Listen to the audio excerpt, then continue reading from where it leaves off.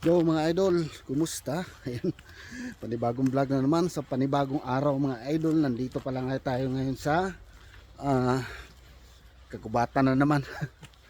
Ayan, uy, lakas ng tubig mga idol. Ayan, check natin yung ilog dito. Ang lakas ng agos ng tubig mga idol. Ayan o. Ayan o.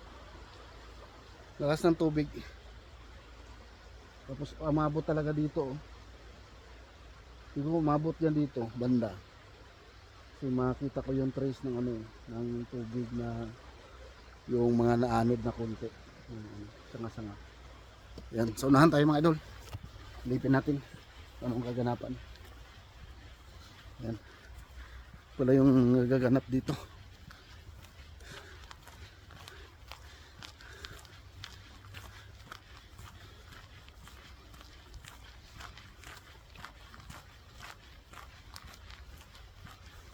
So ngayon, wala tayong maabutan na ano ngayon dito mga idol.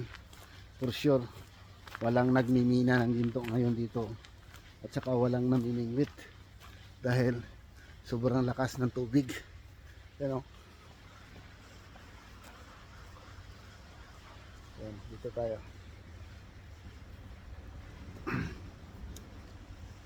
Yan. So ibig sabihin, umabot talaga dito yung tubig mga idol. Oh. Umabot dito yung tubig. Yan o. Yung bakas ng ano, ng tubig. Tayo dito. Yan. Bakas ng ano, ng baha. Oh. Bakas ng baha mga idol.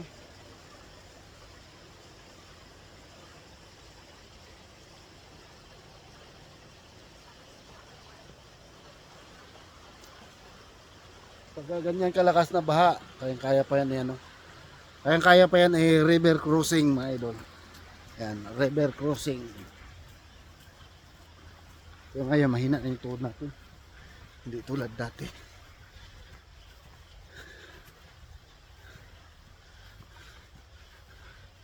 Ito sanahan.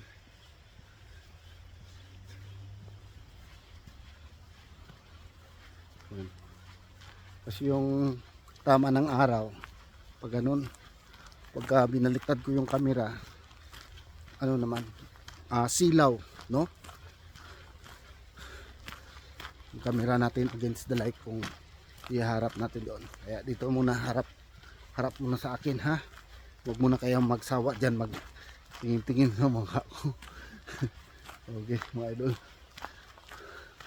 Dito na tayo sa bahagi ito. Ayan. Dito siguro pagka pwede na ibaliktad yung camera para makita nyo talaga yung tubig. Ayan o. Pasok tayo dito. Ayan. Ayan, grabe. Ang taas ng tubig, no? Ayan. So abot siya dito oh. Dito hanggang dito. Ayan. Ngayon medyo bumaba na siya. Ayan. Lakas ng agos. Ayan o. Dito may mga tumatambay dito eh. Pagka mababa yung tubig dito. May mga nagsasunbathing dito. Doon sa unahan. Punta tayo sa unahan. Para makita nyo.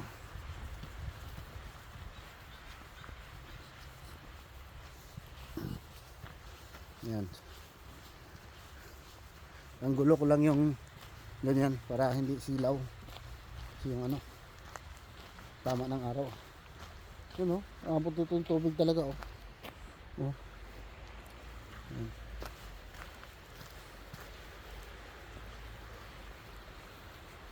Ito tayo.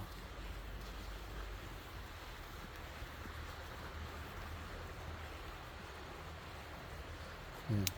Ay, waldak po. Naglalangoy-langoy. Kita nyo?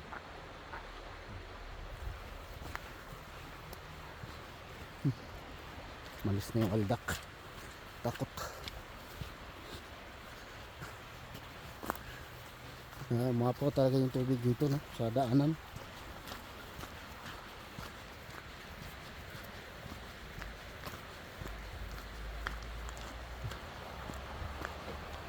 Yun no? Lakas ng tubig. Yan. Hanggang dito lang. Lakas ng tubig oh.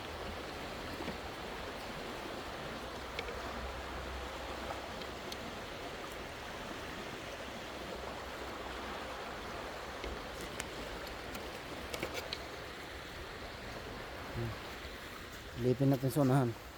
Ano mga kaganapan dito. Diyan, di na tayo makapunta dyan. Hindi na tayo makapasok dyan kasi matubig na masyado. Ikot tayo doon. May daanan doon sa unahan. Pwede rin doon na mag sightseeing doon sa area. May maabutan tayong dalawang tao na may dalang aso. Yan. So, yan, umalis na sila.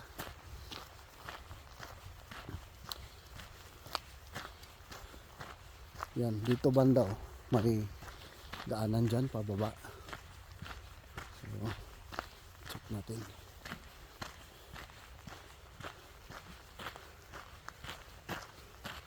So, lakas ng ano ngayon, tubig, no? So, dito mga idol, itong trail na to ay pwedeng dumaan dito yung kabayo. Oh. Yan, horse cruising. Yan, equestrial trail. Yung mga babayo dito dumadaan, tatawid ng ilog. Pero ngayon, kung nakikita nyo naman mga idol, ay sobrang lakas ng tubig, no? Ayan. Yan, dito dadaan yung mga bayo. Ayan. Tapos tatawid doon. Yung dyan, no? Pero ngayon, wala makatawid dyan, no? Dito, sobrang lakas na to. Hindi na to kaya ano to. Kung mag river crossing ka dito, doon ka na mapadpad sa unahan. Ayan. Yung mga nakarelate dyan, yung mga kasamahan ko dati. Dito tayo. Check natin dito. Sa taas. Ayan o. Lakas.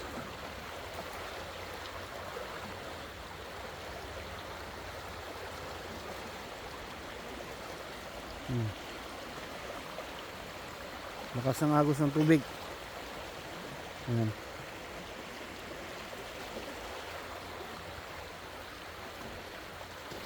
Ayan. So yan lang, bali update ko ngayon mga idol, no? At least nakapasyal tayo dito sa ilog. Sobrang lakas ng tubig yung agos niya, no? Actually first time ko tong nakapasyal dito na ano, ganito malakas yung tubig. May nagdadala dito ng mga kahoy oh. Ano ito, inimbak nila, baka mamayang gabi mag ano sila dito, maglingas. Karamihan naman magdadala ng ganyan yung mga ano mga idol, yung mga homeless na kailangan nilang magpainit, no? At siguro dyan na rin siya matutulog, kaya inimbak na niya yung gagamitin niya pang lingas para meron siyang apoy mamayang gabi at maiinitan siya. Kasi ngayon pa lang mga idol ay malamig, no? Dito sa loob ng kagubatan malamig. Lalo na kung mamayang gabi ay sobrang lamig talaga. Ayan. Siyempre yung ibang lamig ay galing dyan sa tubig na yan na dumadaloy sa ilog. So hopefully kung magka-camping siya doon ay walang masamang mangyari sa kanya, no? Yan.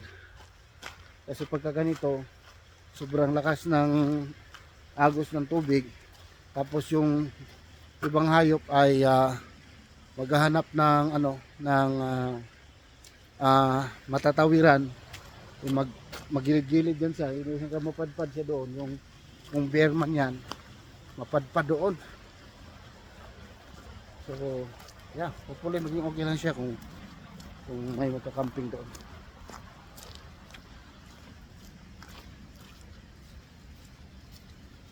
Yan. Sobrang ano, taas ng tubig talaga. So bali bumaba na yung tubig, no? Pababa na siya mga idol.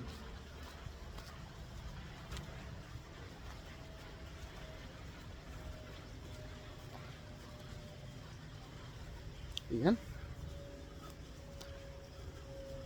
Hanggang dito na lang yung vlog ko mga idol, no? pagtatapos ng aking vlog. Ayan. So yan, maraming salamat mga idol sa pagsama sa akin dito sa ilog. At sobrang lakas talaga ng ng agos ng tubig. Ayan. So at least nakita natin, no. Ayan.